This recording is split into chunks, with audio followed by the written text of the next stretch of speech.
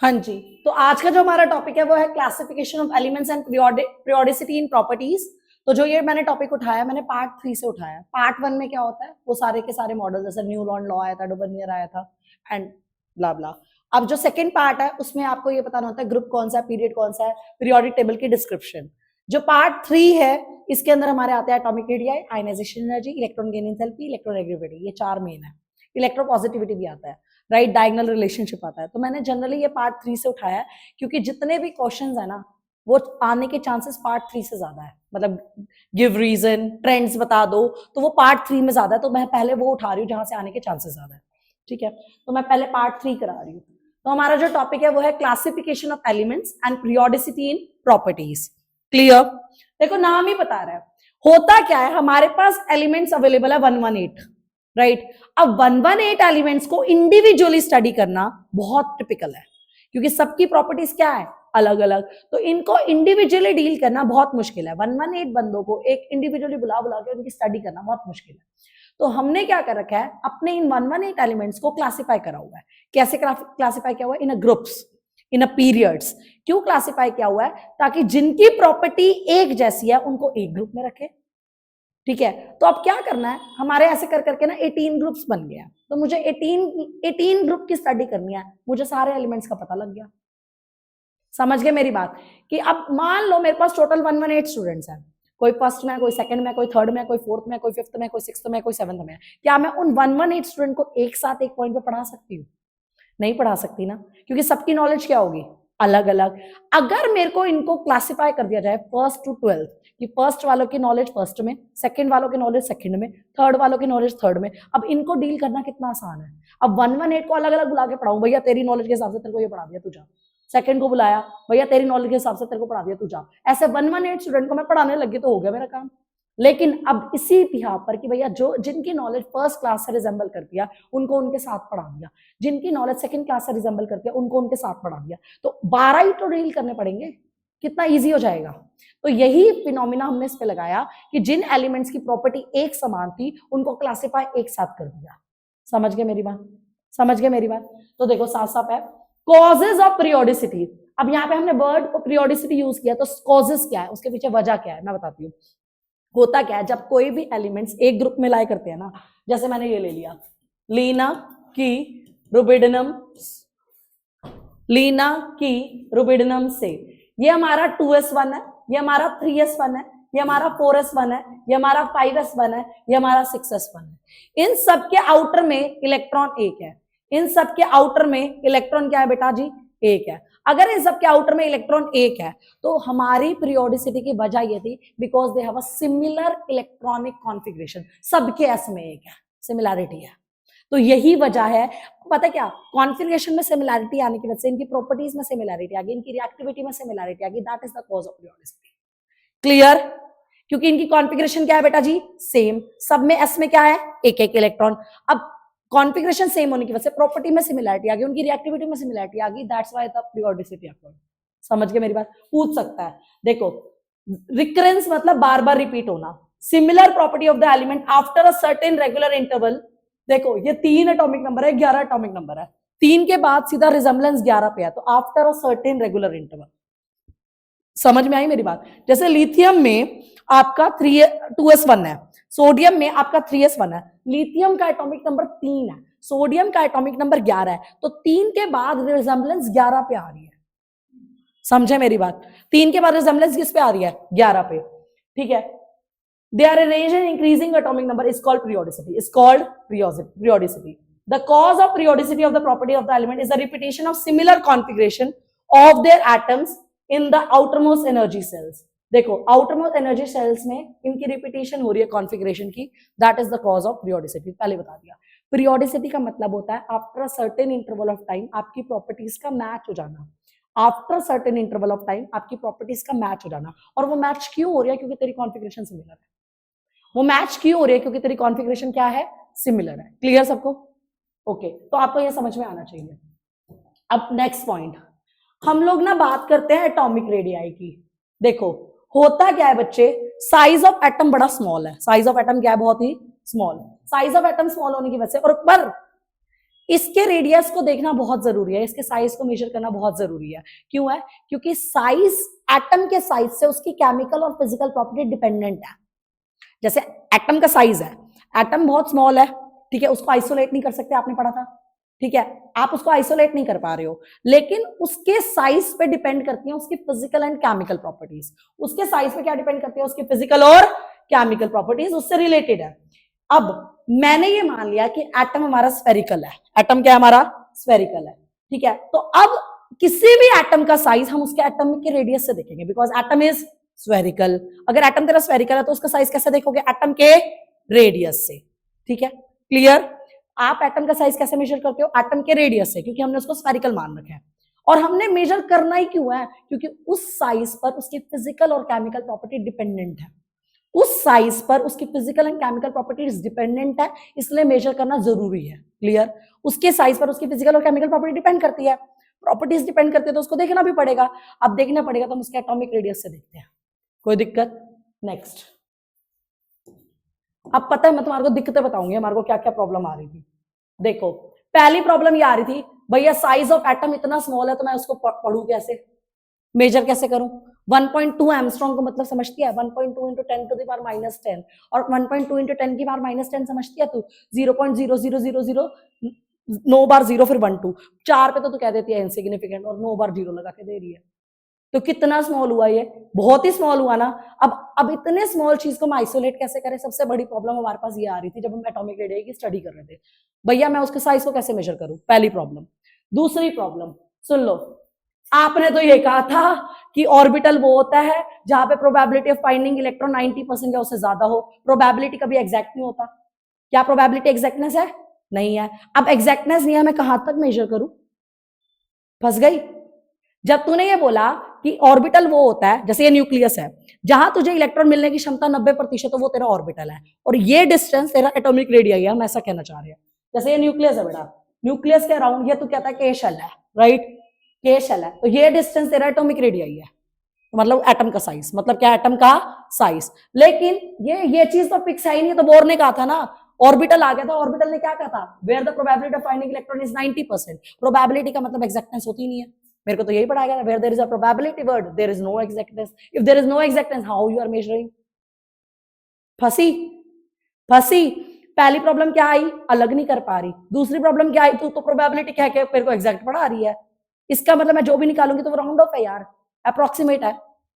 समझ गए? अब इसका मतलब मैं प्रॉपर्टी भी अप्रोक्सीमेट देख रही हूं। वाह, क्या तो केमिस्ट्री है।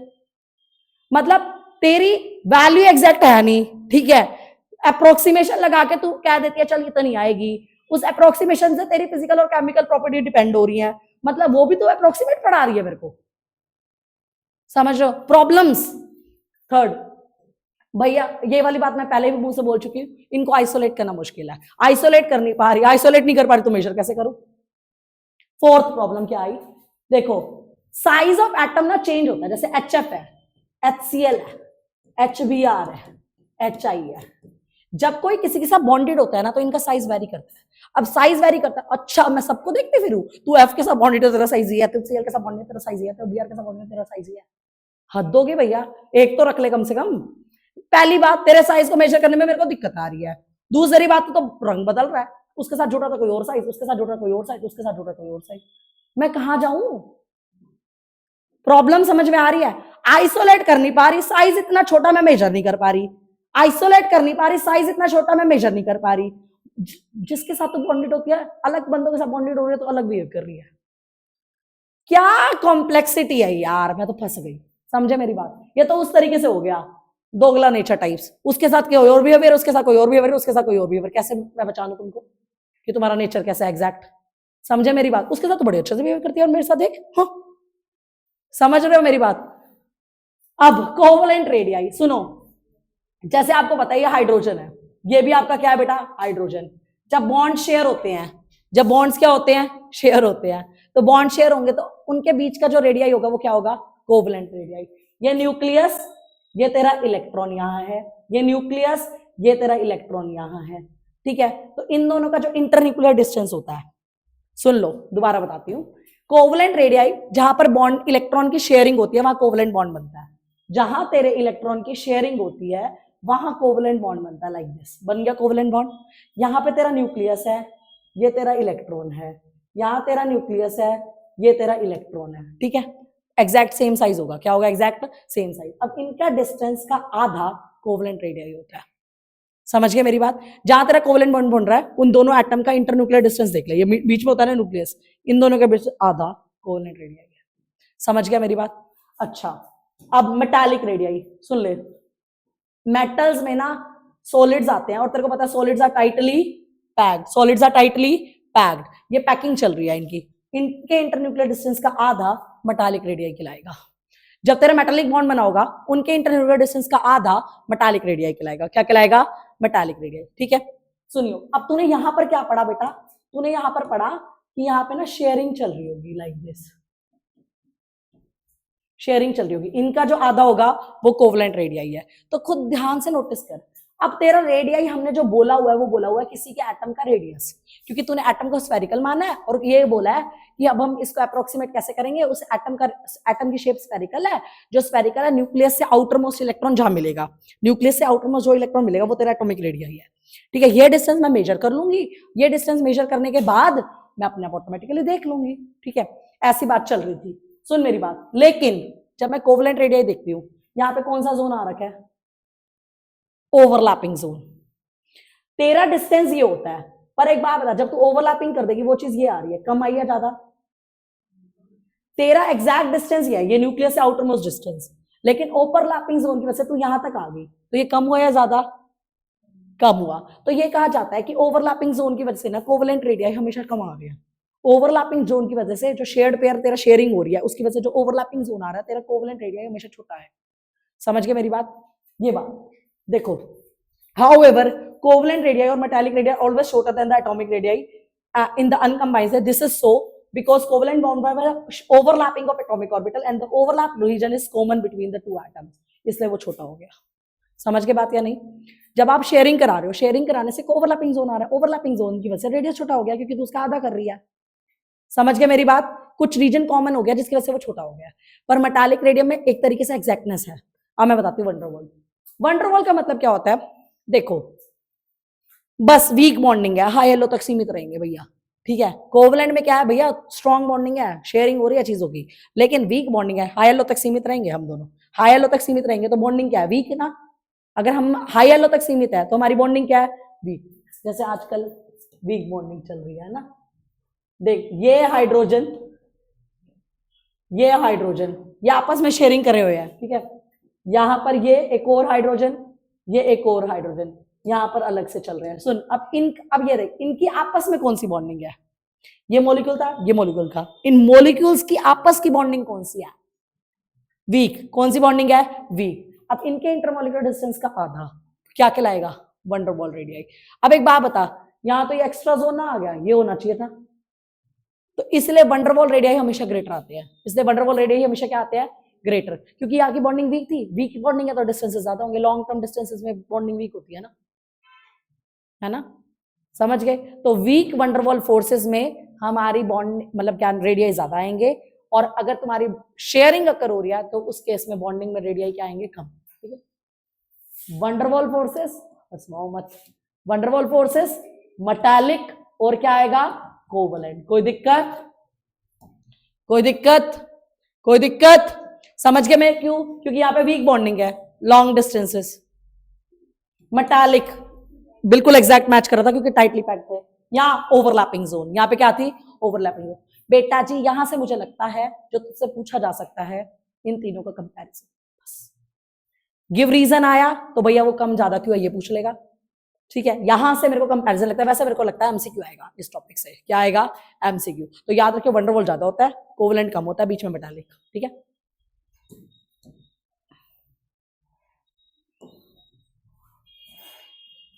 देखो comparison of covalent radii and van der Waals radii, समझना मेरी बात। Van der Waals radii is always larger than the covalent radii. ऐसा क्यों, since the van der Waals force of attraction are weak, long distance हो गए भैया, वीक है हमारी, बहुत कम दूरी है यार, कितनी बॉन्डिंग कर लेंगे। Therefore the internuclear distances in them are held by van der Waals forces and are much larger than the covalent bonded. समझ के मेरी बात भैया, इनके फोर्सेस वीक थे इसलिए डिस्टेंस क्या हो गए ज्यादा।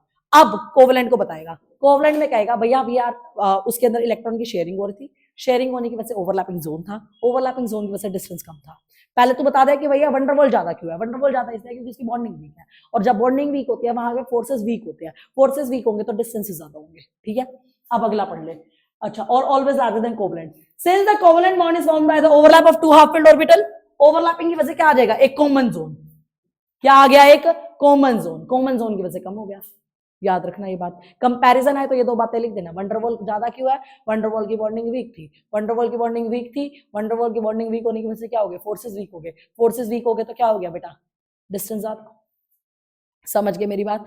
और कोवलेंट बॉन्डिंग में क्या था, ओवरलैपिंग हो रही थी, ओवरलैपिंग की वजह से, ओवरलैपिंग जोन की वजह से डिस्टेंसेस कम आ रहे थे। Clear, clear, okay. अब ध्यान से समझेंगे, variation of atomic radii in the periodic table.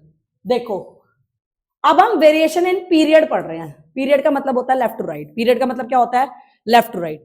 Group का मतलब होता है अप टू डाउन, पीरियड का मतलब होता है लेफ्ट टू राइट, और ग्रुप का मतलब क्या होता है अप टू डाउन। ध्यान से समझेंगे। ली बे ब कार्बन ने ऑक्सीजन पोड़ा नी, ली बे ब कार्बन ने ऑक्सीजन पोड़ा नी, ली बे ब कार्बन ने ऑक्सीजन पोड़ा नी। ये मैंने आपका सेकंड पीरियड बनाया है, ये मैंने आपका क्या बनाया, सेकंड में। Lithium, beryllium, boron, carbon, nitrogen, oxygen, chlorine, neon. समझ गए मेरी बात। एक पल के लिए मैं नियॉन जान के हटा रही हूं। ये पढ़ाया गया तुमको, जब आप लेफ्ट राइट जाते हो ना, तो ये पढ़ाया जाता है कि साइज डिक्रीज होता है। साइज क्या होता है जी, डिक्रीज। जब हम लेफ्ट राइट जाते हैं ना तो साइज डिक्रीज होता है। अब आपको इस बात को एक्सप्लेन करना है। जब हम लेफ्ट राइट जाते हैं ओवरऑल ये कहा जाता है साइज डिक्रीज होगा, क्यों, ध्यान से सुनना। Atomic number 3, atomic number 4, atomic number 5, atomic number 6, atomic number 7, atomic number 8, atomic number 9। ठीक है, इनकी कॉन्फ़िगरेशन लिखो जो तुम पहले लिखा करते थे। 2,1, 2,2, 2,3, 2,4, 2,5, 2,6, 2,7, L L L L L L L। Last electron L shell में है। तुम ये कहोगे as we are going left to right, as we are going left to right, as we are going left to right, atomic number increases. कैसे, 3 का 4, 4 का 5, 5 का 6, 6 का 7, 7 का 8, 8 का 9। एटॉमिक नंबर तो बढ़ रहा है। एटॉमिक नंबर बढ़ रहा है जब आप लेफ्ट टू राइट जा रहे हो। एटॉमिक नंबर बढ़ता है तो नंबर ऑफ प्रोटॉन्स बढ़ते हैं। नंबर ऑफ प्रोटॉन्स बढ़ेंगे तो इफेक्टिव न्यूक्लियर चार्ज बढ़ेगा। अगर इफेक्टिव न्यूक्लियर चार्ज बढ़ेगा तो फोर्स ऑफ अट्रैक्शन बढ़ेगा। अगर फोर्स ऑफ अट्रैक्शन बढ़ेगा, क्योंकि न्यूक्लियर चार्ज का मतलब है पॉजिटिव चार्ज, पॉजिटिव चार्ज का मतलब है फोर्स ऑफ अट्रैक्शन बढ़ा इलेक्ट्रॉन के साथ। अगर फोर्स ऑफ अट्रैक्शन बढ़ेगा तो मैं उसकी तरफ खींची चली जाऊंगी, अगर मैं उसकी तरफ खींची चली जाऊंगी मेरी दूरी कम, साइज घट गया। दोबारा सुन लो, as we are going left to right, दोबारा रिपीट करती हूं, लिथियम 3, बेरिलियम 4, 5, 6, 7, 8, 9 तक की बात कर रही हूं मैं। जब हम लेफ्ट टू राइट जा रहे हैं ना, लेफ्ट टू राइट जाने में मेरा जो एटॉमिक नंबर है वो बढ़ रहा है। देख ले, 3, 4, 5, 6, 7, 8, 9 बढ़ रहा है। एटॉमिक नंबर बढ़ रहा है पर शेल सेम है। L L L L L L, shell क्या है, सेम। एल शेल में है सारे electron, shell remain same. Atomic number increases, number increases, proton increases, proton increases, effective nuclear charge increases, effective nuclear charge increases, मेरा force of attraction increases. मैं उसकी तरफ attracted होगी तो उस पर गिरा के गिर गई तो मेरा डिस्टेंस कम हो गया। क्लियर, क्लियर, क्लियर, यहां तक डिस्टेंसेस कम हो गए, राइट। आप लोग पढ़ सकते हो, as we move from left to right nuclear charge increases by 1 unit, we know, but the shell remain the same, I know. Due to this enhanced, मतलब न्यूक्लियर चार्ज बढ़ गया, इलेक्ट्रॉन आर पुल्ड, उसकी तरफ भाग गया, उसकी तरफ भाग गया तो डिस्टेंसेस क्या हो गए, कम। यही तो बोला है। आप चाहो तो मेरी वर्डिंग्स में भी लिख सकते हो, कोई नंबर नहीं कटेंगे। आपने बस ये बोलना है कि जब हम लेफ्ट राइट जाते हैं तो मेरा एटॉमिक नंबर बढ़ रहा है, मेरा एटॉमिक नंबर बढ़ रहा है, मेरे प्रोटॉन बढ़ रहे हैं, मेरे प्रोटॉन बढ़ रहे हैं, मेरा इफेक्टिव न्यूक्लियर चार्ज बढ़ रहा है, मेरा इफेक्टिव न्यूक्लियर चार्ज बढ़ रहा है, मेरा फोर्स ऑफ अट्रैक्शन बढ़ रहा है, मेरा फोर्स ऑफ अट्रैक्शन बढ़ रहा है, मैं उसकी तरफ खींची चल जा रही हूँ, खींची चल जा रही हूँ तो जाके गिर गई तो डिस्टेंस घट गया। डन, डन, ये बात है।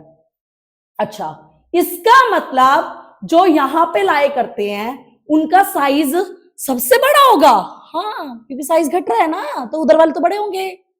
अच्छा, इसका मतलब जो इस कोने में लाया करेगा उसका साइज छोटा होगा, हाँ, क्योंकि घट रहा तो छोटा ही होगा। बस नई बातें बताते हैं। The alkali metal which is at the extreme left, जो यहाँ पे उनका साइज बड़ा होगा, जी हाँ लार्जेस्ट होगा। अच्छा, जो हैलोजेंस या एक्सट्रीम राइट पर है इनका साइज छोटा होगा, हाँ छोटा होगा। साइज घटने का मतलब यही होता है। समझ गए मेरी बात? ये वाले बड़े ये वाले छोटे, बट ऑब्वियस है। समझे या नहीं समझे? आगे देखो, atomic size decreases along the period as we go left to right, यही हमने समझा। कोई दिक्कत यहां तक किसी को? अच्छा जी, अब देखो ये मैंने एक सीरीज दिखा रखी है, नामग अलसी फिर से कल आयो, नामग अलसी फिर से कल आयो, sodium magnesium aluminium silicon phosphorus sulphur chlorine, ये सीरीज है। आप लोग देख सकते हो साइज घट रहा है, साइज घट रहा है। यही तो आपको सिखाया, जब आप लेफ्ट राइट जाते हो तो साइज क्या होता है? डिक्रीज। फिर से रिपीट करती हूँ reason, as we go left right atomic number increases, number of proton increases, nuclear charge increases, force of attraction increases. Force of attraction बढ़ेगा तो साइज डिक्रीजेस। और यही तो दिखा रहा है यार, देखो यार वैल्यू देखो, 186 160 142 118 110 104 109 घट गया। लेकिन आपको एक बात बताती हूँ, जो हमने लिथियम वाला पढ़ा ना, ध्यान से समझना, जो हमने लिथियम वाला पढ़ा, एक मिनट बताती हूं आपको, कहां गया, जो हमने लिथियम वाला पढ़ा, देखो 152 से 111 में घटा, 88 घटा, 77 घटा, 70 घटा, घटा ना। यहां पे थोड़ा सा ट्रेंड अजीब सा लग रहा है यार, इसको तो छोड़ दे, इसका तो मैं रीजन बताने वाली हूं, तभी मैंने नियोन नहीं लिखा था। ये कैसे हो गया? मतलब देख, decrease okay, decrease okay, decrease okay, decrease okay, overall तो डिक्रीज बोल रहा, तो तू कैसे इंक्रीज हो गया? इससे फिर डिक्रीज ओके, ये बीच में ये कैसे आ गया हल्का सा? आप इसके पीछे रीजन बताती हूं। आपका यहाँ पे 2s1 है, ओके, 2s2 है, ओके। यहाँ पे जब तू 2p लेके चल रही है ना, 2p में 1 ठीक है, 2p में 2 ठीक है, 2p में 3 ठीक है, यहां तक सब बढ़िया चल रहा है। लेकिन जैसे ही तूने 2p में 4 कराया ना, एक घर में कितने इलेक्ट्रॉन बैठे, एक ऑर्बिटल में कितने इलेक्ट्रॉन सेट हुए? 2। और इलेक्ट्रॉन इलेक्ट्रॉन को आपस में क्या करता है? रिपेल। और जब रिपल्शंस होती हैं तो दूरियां बढ़ जाती हैं। तो वहां पे ये टिंच आ गया कि वो जो फोर्स ऑफ अट्रैक्शन डिक्रीज करने वाला फंडा था ना, वो ओवरवे नहीं कर पाया इसको, हल्का सा। समझ गए मेरी बात? वो उसको ओवरवे नहीं कर पाया। मेरे को ये लगता है हल्का सा इसका ऑर्डर लगवा सकता है तेरे से, क्योंकि तेरे को ये याद होगा, as we go left right size decreases, size decreases. पर यहाँ पे हल्का सा ट्विस्ट है, नीचे सब में यही हो रहा है, डिक्रीज डिक्रीज डिक्रीज डिक्रीज, हल्का सा टिंच ना ये एन और ओ में हो गया है। समझ गए मेरी बात? ये बात याद रखना, कहीं ऑर्डर पूछे तुम ये उसी से लगाओगे, as we go left right size decreases, पर हल्का सा ट्विस्ट है यहाँ, प्लीज याद रखना। तो मैंने मेंशन कर दिया, जान के मेंशन किया। कोई दिक्कत? कोई दिक्कत? हाँ जी। तो ये देखो यहाँ पे साफ साफ लिखा हुआ है, anomalous behaviour of oxygen and fluorine. Anomalous मतलब हटके, आना चाहिए था डिक्रीज, आ क्या रहा है? Increase. May be in nitrogen all the 3p orbital, nitrogen के अंदर क्या था? नाइट्रोजन के अंदर क्या था? All the 3p orbitals are 1 electron each, right? 1 electron each. But when we move from N2O, the nuclear charge तो इंक्रीज हो रहा है, but at the same time PA के अंदर एक रिपल्शन फैक्टर आ गया। ठीक है जी, क्या आ गया? Repulsion factor. ये रिपल्शन फैक्टर उसको, मतलब जो न्यूक्लियर चार्ज है वो उसको ओवरवे नहीं कर पाया, इसलिए इंक्रीज आ गया साइज। समझ गए मेरी बात? वो सिर्फ इसके अंदर देखने को मिला, बाकी और किसी पीरियड के अंदर ऐसा नहीं है। ठीक है, तो इसलिए ध्यान रखना, ओवरऑल ट्रेंड यही बोला जाएगा कि as we go left right size decreases. वो हल्का सा ट्विस्ट इसके अंदर है। क्या तो रहा एनोमलस मतलब हटके हूं यार मैं। एनोमलस का मतलब क्या होता है? हटके हो गया। समझ गए मेरी बात? समझ गए बात या नहीं? ओके। अब size of the atoms of inert gases are however larger than all, जबकि तेरा साइज तो डिक्रीज हो रहा था, हेलोजन तो तेरे लास्ट में है, ये तो छोटे होने चाहिए था, ये बड़े कैसे हो गए? आपको एक बात क्लियर कर दी जाती है, आपकी जो ये पूरी पीरियोडिक टेबल बनी हुई है ना, इनमें जो एलिमेंट्स है दे आर रिएक्टिव। ठीक है, कोवलेंट बॉन्ड बना रहे होंगे, कोवलेंट बॉन्ड बना रहे होंगे, रिएक्टिव है। लेकिन तेरे नोबल गैसेस क्या है? इनर्ट। इनर्ट मतलब अनरिएक्टिव।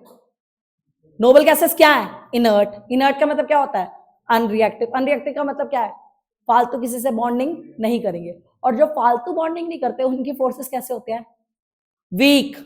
उनके फोर्सेस कैसे होते हैं? Weak van der Waals forces. उनके फोर्सेस कैसे होते हैं? Weak van der Waals forces. सुनो, तो नोबल गैसेस के अंदर किसी के साथ फालतू की बॉन्डिंग नहीं है, अनरिएक्टिव है, वो नोबल है, वो इनर्ट है। नाम ही बता रहा है यार, वी आर इनर्ट, हम किसी से फालतू रिएक्ट नहीं करेंगे। तो हमारी बॉन्डिंग क्या हुई दूसरों के साथ? वीक। जब मैं इससे बोल के राजी नहीं हूँ, इनर्ट है ये बंदा, इनर्ट है, मैं इससे बोल के राजी नहीं हूँ क्योंकि मैं भी इनर्ट थी। तो एक बात बता, हमारी बॉन्डिंग क्या होगी? हाई लो वाली हद। इससे ज्यादा कोई बॉन्डिंग हो सकती है क्या हमारे बीच? अगर हमारी बॉन्डिंग हाई लो वाली है तो हमारे फोर्सेस भी कौन से है? वीक वाले। इनर्ट का मतलब क्या है? मैं इससे नहीं बोल रही है, मेरे से नहीं बोल रहा, आराम से बैठे हैं।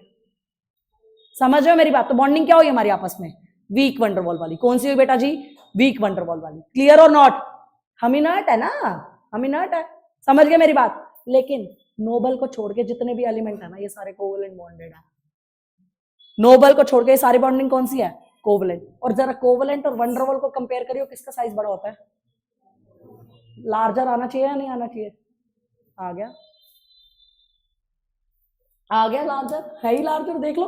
तो ये देखो, देखो बता रखा है, moreover in case of inert gases the atomic size is expressed in terms of van der Waals radii and they do not form because they do not form covalent bond। वो किसी से बॉन्डिंग नहीं करते, वो inert होते हैं, वो unreactive होते हैं, वो बॉन्डिंग ही नहीं करता, तो कोवेलेंट बॉन्ड कहां से देख लेगी?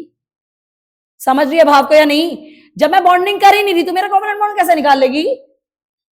हमारी है, हम इनर्ट है यार, हम अनरिएक्टिव है, तो वीक वंडर वॉल रहेंगे। तो atomic size is express in terms of, बाकियों का किस में एक्सप्रेस कर रहे हो आप लोग?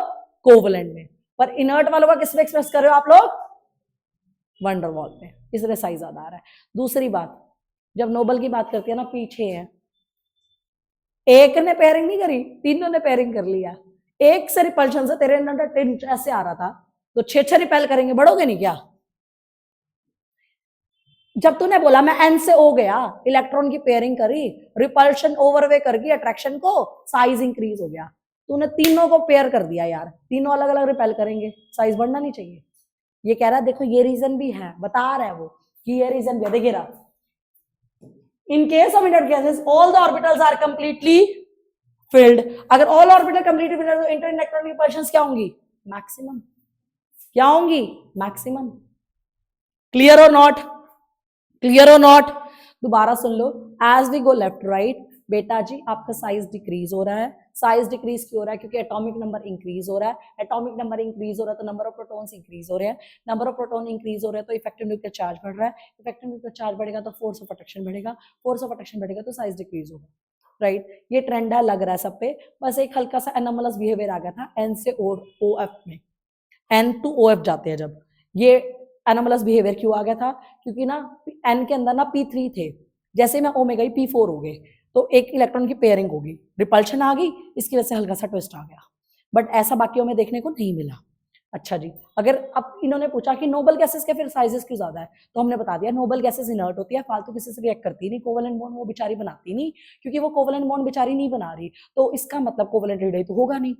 तो इसके अंदर ना सब में कोवेलेंट रेडियस मेजर्ड है, बस नोबल को छोड़ के। नोबल में वंडरवॉल रेडियस, और वंडरवॉल तो कोवेलेंट से ज्यादा होता है, क्योंकि कोवेलेंट में होता है ओवरलैपिंग जोन और उसके अंदर होता है ओवरलैपिंग जोन नहीं होता, वीक फोर्सेस होते हैं। बता देना, कोई दिक्कत? ओके। आयनिक रेडियाई, भैया आयनिक रेडियाई आयनिक सॉलिड्स के अंदर देखा जाता है। आयनिक सॉलिड्स कौन से होते हैं? जिनके कॉन्स्टिट्यूएंट पार्टिकल आयंस होंगे। जिसके पार्टिकल कौन होंगे? Ions. Ion are your cation and anions. Cation carry positive charge and are formed by losing electron. Anion carry negative charge and are formed by gaining electron. कोई दिक्कत? तो जो आपका मान ले आपके पास NaCl है, तो इसका आयनिक रेडियस पता क्या होगा? सम ऑफ कटायन प्लस अनायन। हो गया, ये बताना चाह रहा है।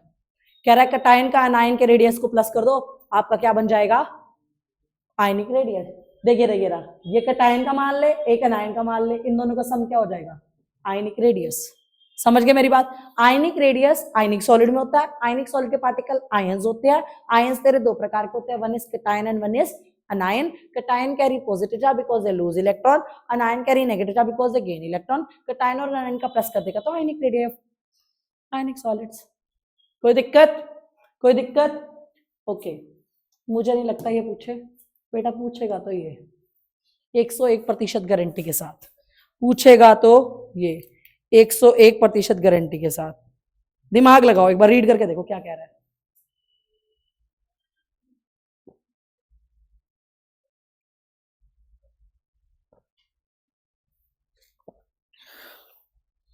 ये कहना चाह रहा है why the size of cation is smaller than that of parent atom. मैंने इसको समझाने के लिए एक एग्जांपल लिया, सोडियम। इसका एक इलेक्ट्रॉन लूज करवाती हूं तो Na+ आ जाता है। All agree? सबसे पहले आप इसका एटॉमिक नंबर लिखो, फिर आप इसके प्रोटॉन लिखो, फिर आप इसके इलेक्ट्रॉन लिखो, फिर आप इसकी शेल लिखो। मैंने शुरू करा, एटॉमिक नंबर 11, तो प्रोटॉन भी 11, इलेक्ट्रॉन भी 11, 281। इसका घर का स्थान M, इसका घर का स्थान M शेल है। थर्ड पीरियड, कौन सा पीरियड है? Third period. न्यूक्लियस से आउटर इलेक्ट्रॉन का डिस्टेंस एटॉमिक साइज होता है। कोई दिक्कत? ये सबको क्लियर है? अब बी फोकस, तूने इसके एक इलेक्ट्रॉन को लूज करा दिया, एटॉमिक नंबर कभी नहीं बदलता, प्रोटॉन कभी नहीं बदलता, क्योंकि तूने अपने मुंह से बोला मैंने एक इलेक्ट्रॉन लूज कराया, तो उसी पे फोकस रहा है। तूने एक इलेक्ट्रॉन लूज करा दिया तो 11 के क्या बन गए? 10। अब इसकी शेल क्या होगी? 2, 8। अब तेरे घर का निवासी क्या है? L। तू खुद बता रहा है पहले मैं M में रहता था, अब मैं L में शिफ्ट हो गया। पहले तू M में रहता था यार, देख तो सही, मैं थोड़ी कह रही हूँ, तू खुद कह रहा है यार, ये कह रहा है ये तेरा L, तू कह रहा है M। पहले तो यहां रहता था, अब गलती से यहां शिफ्ट हो गया, साइज घटा या बढ़ा? कम हो गया। तो ये देखिए साफ साफ लिखा हुआ है। कोई दिक्कत? कोई दिक्कत? अब आ जा एक और रीजन। मेन रीजन ये होता है, ये तो कईयों में होता है, जैसे आप Mg2+ से Mg+ जाओगे तो शेल नहीं कट रही, कहीं ये भी उसमें लगा दो, ये सब में नहीं लगता। सेकेंड रीजन सब पे लगता है। ध्यान से सुनेंगे, ध्यान से। आ जा, मेरे प्रोटॉन इलेक्ट्रॉन के क्या है? बराबर। मेरे प्रोटॉन इलेक्ट्रॉन के क्या है? बराबर। सुन ले, इसका मतलब हर इलेक्ट्रॉन को प्रोटॉन का एक इन्फ्लुएंस मिल रहा है। बराबर है ना? प्रोटॉन इलेक्ट्रॉन के क्या है? बराबर। हर प्लस के लिए एक माइनस अवेलेबल है। यहां पे बोलियो, कहना इसे प्रोटॉन इलेक्ट्रॉन से क्या है? ज्यादा। प्रोटॉन का मतलब न्यूक्लियर चार्ज। इलेक्ट्रॉन लूज करने से तेरा न्यूक्लियर चार्ज बढ़ गया है? हाँ। इलेक्ट्रॉन लूज करने से तेरा न्यूक्लियर चार्ज बढ़ गया है? हाँ। पहले बराबर हुआ करते थे, अब न्यूक्लियर चार्ज बढ़ गया है। अब अगर तेरा न्यूक्लियर चार्ज बढ़ गया है तो इसका मतलब न्यूक्लियर चार्ज बढ़ने से फोर्स ऑफ अट्रैक्शन क्या होता है? न्यूक्लियर चार्ज बढ़ने से फोर्स ऑफ अट्रैक्शन क्या होता है? Increase. Force of attraction increase होगा तो इसका मतलब मैं उसकी तरफ अट्रैक्टेड हो रही हूं। अगर मैं उसकी तरफ अट्रैक्टेड हो रही हूं तो मेरा साइज घटेगा या बढ़ेगा? तो जब भी प्रोटॉन इलेक्ट्रॉन से ज्यादा होना तो अट्रैक्शन बढ़ती है और अट्रैक्शन से साइजेस घटते हैं। पढ़ लो भैया। कोई दिक्कत? कोई दिक्कत? प्लीज एक बार इस पर फोकस करो क्योंकि अगला फिर आ रहा है।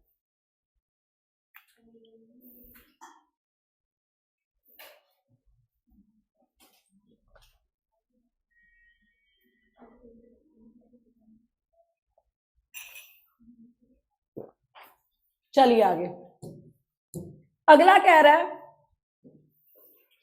Size of anion is always larger than corresponding atoms. Size of anions is always larger than corresponding atom. मैंने कहा अच्छा जी, देखते हैं तेरे को भी। Cl एक इलेक्ट्रॉन गेन करा दो, बताओ क्या बन जाएगा? Cl-। मैंने कहा अपना एटॉमिक नंबर बता, अपना प्रोटॉन बता, अपना इलेक्ट्रॉन बता, अपनी शेल बता। इसने मुझे कहा 17। मैंने कहा प्रोटॉन 17, कहता इलेक्ट्रॉन 17, कहता शेल 287। मैं M घर का निवासी हूं। समझ गए? यही बनेगा। चला जा, प्रोटॉन बदलते नहीं है। बी फोकस यार, तूने खुद अपने मुंह से बोला एक इलेक्ट्रॉन गेन कराया है, तूने प्रोटॉन को थोड़ी छेड़ा है। ठीक है, 17 भैया 18, 288 गेन करने के बाद भी तू कहाँ की निवासी है?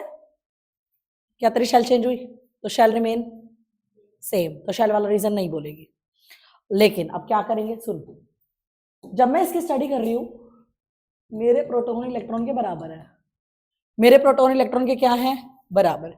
बट इस पर्टिकुलर केस में मेरे इलेक्ट्रॉन प्रोटॉन से क्या है? ज्यादा। प्रोटॉन कम हो गया, इफेक्टिव न्यूक्लियर चार्ज कम हो गया। इफेक्टिव न्यूक्लियर कम हो गया तो मैं उसकी तरफ अट्रैक्टेड इतना नहीं हूं यार, इतना नहीं हो तो मैं उसके पास जाऊंगी, दूर भागूंगी? मैं नहीं हूं अट्रैक्टेड यार, तो मैं दूर भागूंगी। दूर भागूंगी तो डिस्टेंसेस क्या है? बढ़ जाएंगे, तो अनायन का साइज बढ़ा, अनायन का साइज बढ़ा। तुम बोल दो इफेक्टिव न्यूक्लियर चार्ज कम है। कोई दिक्कत? कोई दिक्कत? ये क्वेश्चन आने के चांसेस है। डन, आगे चले। हाँ जी, अब आइसो इलेक्ट्रॉनिक आयंस, भैया जिनका नंबर ऑफ इलेक्ट्रॉन सेम हो। आइसो मीन सेम, इलेक्ट्रॉनिक मतलब इलेक्ट्रॉन्स। जिनके नंबर ऑफ इलेक्ट्रॉन सेम हो, जिनके नंबर ऑफ इलेक्ट्रॉन सेम हो, आप उनको आइसो इलेक्ट्रॉनिक के नाम से जानते हो, which have same number of electron but atomic number अलग है। कैसे? जैसे अभी बता देते हैं, आ जा। n-3 कह रहा है, O-2 कह रहा है, F-1 कह रहा है, नियोन कह रहा है, Na+ कह रहा है, Mg2+ कह रहा है, Al+3 कह रहा है। अच्छा जी, मैंने इन सबके एटॉमिक नंबर लिखे, मैंने इनके प्रोटॉन को बुलवाया, मैंने इनके इलेक्ट्रॉन को बुलवाया। एटॉमिक नंबर बोलो। 7, 8, 9, 10, 11, 12, 13। कोई दिक्कत? प्रोटॉन्स बोल भाई। 7, 8, 9, 10, 11, 12, 13। इलेक्ट्रॉन्स माइनस में क्या करते हो?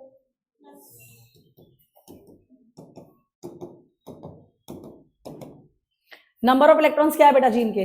सेम। नंबर ऑफ इलेक्ट्रॉन क्या है बेटा जीन के? सेम। तो आप बोलोगे they have a same number of electron, they have a same number of electrons. Number of electron क्या है बेटा जीन के? Same. They have a same number of electrons. अब मेरी बात ध्यान से सुन, क्लियर? आइसो इलेक्ट्रॉनिक हो गए, सारे के सारे क्या हो गए? Isoelectronic. Now you have to arrange. मुझे पता है माइनस अनायंस होते हैं, माइनस क्या होते हैं? अनायन। प्लस क्या होते हैं? कटायन। जब एक माइनस से तेरा साइज बढ़ रहा था, 2 माइनस से और बढ़ेगा, 3 माइनस से और बढ़ेगा, तो साइज अरेंज करियो। n-3 का साइज क्या होना चाहिए? बड़ा। O-2 देन F-, देन अब पेरेंट। पेरेंट हो गया नहीं, मतलब वो तो नॉर्मल है। अब एक बात बता, 1 प्लस से तेरा साइज घट रहा था, 2 प्लस से और घटेगा, 3 प्लस से और घटेगा। कटायन छोटे होते हैं तो ज्यादा कटायन ज्यादा वो छोटा, मैग्नीट्यूड बढ़ाएगी तो ज्यादा छोटा होता जाएगा। फिर क्या आएगा? Na+, Mg+2, Al+3। देख, कोई दिक्कत? समझ गए मेरी बात? ये अरेंज करवा सकता है एमसीक्यू में, जहां तक मुझे लगता है ये वाला क्वेश्चन अरेंज करवा सकता है, ये वाला क्वेश्चन गिव रीजन में दे सकता है। अब है variation in a group. Oh my God, group का मतलब होता है बेटा जी जब आप अप टू डाउन जाते हो। ग्रुप का मतलब क्या होता है? जब आप अप टू डाउन जाते हो। Please be focused. मैंने उठाया, मान लो यही ले लिया, लीना की रुबिडिनम से friendship, right? Atomic number 3, atomic number 11, atomic number 19, 2 1 2 8 1 2 8 8 1। आप जब डाउन द ग्रुप जा रहे हो, जब आप क्या जा रहे हो? Down the group. एक बात सुनो, लिथियम का शेल नंबर, सोडियम का शेल नंबर M, पोटेशियम का shell number N, L, M, N। तो जब आप डाउन द ग्रुप जा रहे हो आपकी शेल्स क्या हो रही है? Correspondingly increase. सुन, तूने बोला शेल इंक्रीज हो रही है, बेटा जी अगर तेरी शेल इंक्रीज हो रही है तो साइज क्या होगा? इंक्रीज। दूरियां बढ़ रही है, दिख रहा है यार। पहला फैक्टर ये मिला शेल का। क्या मिला? शेल का। अगला सुन सुन सुन सुन, एक बच्चा ऐसे ही सुन रहा था मेरी बातें, कहता वो कंसेप्ट लगाओ। मैंने कहा कौन सा? कहता वो लगाओ। मैंने कहा कौन सा? कहता जो पीरियड में लगाते थे। मैंने कहा क्या? कहता वो एटॉमिक नंबर वाला। मैंने कहा अच्छा, हाँ जी। एटॉमिक नंबर 3 का क्या हो रहा है?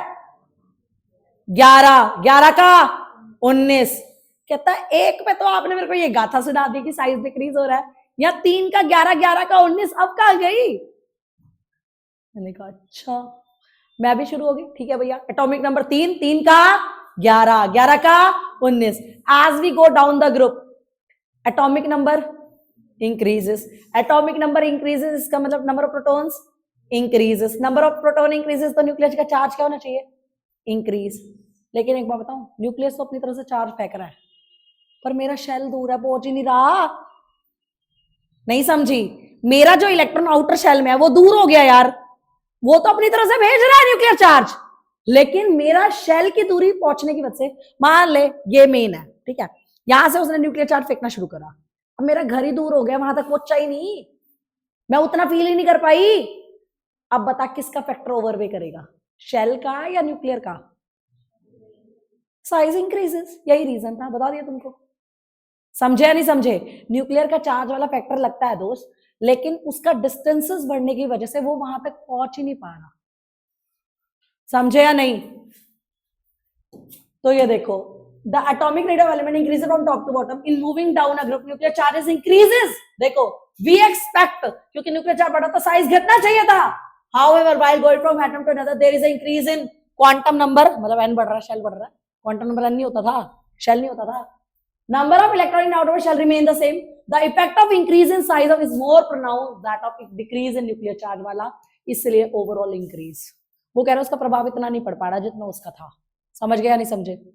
तो आप जब लेफ्ट राइट जाते हो तो साइज डिक्रीज, जब आप अप डाउन जाते हो साइज इंक्रीज। नीचे जाने का रीजन शेल्स, इधर जाने का रीजन प्रोटॉन्स का इफेक्टिव न्यूक्लियर चार्ज। कोई दिक्कत?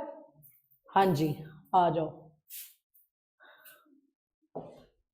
Next is ionisation energy. Next is ionisation energy. ध्यान से समझेंगे। मैं न्यूक्लियस, पहले मैं एटम, मेरा न्यूक्लियस, मेरे इलेक्ट्रॉन्स, मैं एटम, मेरा न्यूक्लियस, मेरे आसपास इलेक्ट्रॉन मेरी शेल्स में घूम रहे हैं। क्यों घूम रहे हैं? मैं एटम, मेरा न्यूक्लियस सेंट्रल पार्ट, इलेक्ट्रॉन मेरे अराउंड घूम रहे हैं। मेरा क्वेश्चन है क्यों घूम रहे हैं? क्यों घूम रहे हैं? क्योंकि न्यूक्लियस पॉजिटिव होता है, इलेक्ट्रॉन नेगेटिव होता है, they have a force of attraction among them. यही रीजन है ना। मैं एटम, मेरा न्यूक्लियस पॉजिटिव, मेरे आसपास इलेक्ट्रॉन क्यों घूम रहे हैं? क्योंकि इलेक्ट्रॉन नेगेटिव। प्लस और माइनस में क्या होता है बेटा जी? फोर्स ऑफ अट्रैक्शन, और इस अट्रैक्शन की वजह से तो इलेक्ट्रॉन घूमते हैं। एग्रीड और नोट? यही वजह है ना, यही वजह है ना। एक एटम के अराउंड इलेक्ट्रॉन घूमता होगा, इसी इलेक्ट्रॉन को तुझे यहां से निकालना है। भैया ये मेरे से अट्रैक्टेड है, तू इसको भगाना चाहता है, ये मेरे से अट्रैक्टेड है, तू इसको भगाना चाहता है, ये मेरे से अट्रैक्टेड है, तू इसको भगाना चाहता है। तो सबसे पहले तेरे को क्या करना पड़ेगा? मेरी और इसकी अट्रैक्शन को तोड़ना पड़ेगा। ये मेरे से अट्रैक्टेड है, मेरा बहुत अच्छा स्टूडेंट है, मेरा बहुत अच्छा स्टूडेंट है, अब ये मेरे से अट्रैक्टेड है, तुझे इसको कहीं और लेके जाना है, किसी और ट्यूशन पे। तो एक बात बता मुझे, तो इसका और मेरा फोर्स ऑफ अट्रैक्शन तोड़ना पड़ेगा या वैसे ले जाओगे? पहले तुम मेरी इसकी दोस्ती तोड़वाओगे, दोस्ती तोड़वाओगे, उसके बाद लेके जाओगे ना। तो अब वो जब तू दोस्ती तोड़वाएगा, हम दोनों के बीच की जो रिलेशनशिप है, जो बॉन्ड है, वो तोड़वाएगा। अगर तू बॉन्ड तोड़वाएगा तो एनर्जी देनी पड़ेगी या निकलेगी? देनी पड़ेगी। इसका मतलब जो इलेक्ट्रॉन न्यूक्लियस के साथ अट्रैक्टेड होता है, इसके फोर्स को ब्रेक करने के लिए you have to supply the energy. आपको आधे जनता को तो यही नहीं पता होता एनर्जी देने क्यों पड़ती है, ये रीजन है। The minimum amount of energy required. समझ गए मेरी बात? क्योंकि एक इलेक्ट्रॉन न्यूक्लियस के साथ अट्रैक्टेड होता है, तुझे उस इलेक्ट्रॉन को भगाना है, पहले उसके अट्रैक्शन को तो तोड़। तो एनर्जी देनी पड़ी या नहीं देनी पड़ी? देनी पड़ी, in order to break this attraction, in order to break this attraction. ठीक है, means to remove the electron. अच्छा जी, अब बात करता है it should be in gaseous state, it should be in isolated state. भैया सुनो, ये भी मेरा इलेक्ट्रॉन है, ये भी मेरा इलेक्ट्रॉन है, ये भी मेरा इलेक्ट्रॉन है, ये चारों मेरे इलेक्ट्रॉन है। ठीक है, तुम भी हो। ठीक है, अब तुम लोग इनको भगाना चाहते हो, ये अब ये सारे मेरे से अट्रैक्टेड है, ये सारे मेरे से क्या है? अट्रैक्टेड। ये तेरी बातों में आने लग गया, तू इसको भगाना चाहती है। ये तेरी बातों में आने लग गया, तू इसको भगाना चाहती है। ये तेरी बातों में आने लग गया, एकदम से वो बोला और रुक जा, ये तो अपना ये न्यूक्लियस है, मत जा, अपने एटम का बंदा यार, कैसे जा रहा है तू? तो ये इसको इन्फ्लुएंस कर रहा है या नहीं कर रहा? क्योंकि ये मेरे से अट्रैक्टेड था, इसको पता है हम सब ग्रुप है यार, ये मेरा इलेक्ट्रॉन, ये तुम इसको भगाना चाहते हो, तुम इसको क्या करना चाहते हो? भगाना चाहते हो, तुम इसको भगाना चाहते हो ना। सुन लो मेरी बात, एकदम से बोला, ओए कहां जा रहा है? रुक, ये अपनी न्यूक्लियस है, कहां जा रहा है? रुक जा। मान रहे हो या नहीं? इसका मतलब अब तुझे अरमान को पागल बनाना है, तो पहले इसको आइसोलेट कर, आइसोलेट करके फिर एनर्जी सप्लाई कर, ताकि इनका इन्फ्लुएंस इस पे ना आए, क्योंकि ये मेरे बंदे हैं। समझे या नहीं समझे? क्योंकि ये समझ गए मेरी बात? समझ गए मेरी बात? क्लियर? तो आपको पहले आइसोलेट करना पड़ेगा, ताकि तुम्हारे आसपास का इन्फ्लुएंस क्रिएट, डिस्टर्बेंस क्रिएट ना करे। और गैसियस का मतलब ये होता है क्योंकि आपस में ना तो फोर्स ऑफ अट्रैक्शन होता है या ना तो फोर्स ऑफ रिपल्शन होता है। क्लियर? पक्का क्लियर? आगे चलू या रुकू? मैं ना आयनाइजेशन एनर्जी दोबारा करूंगी।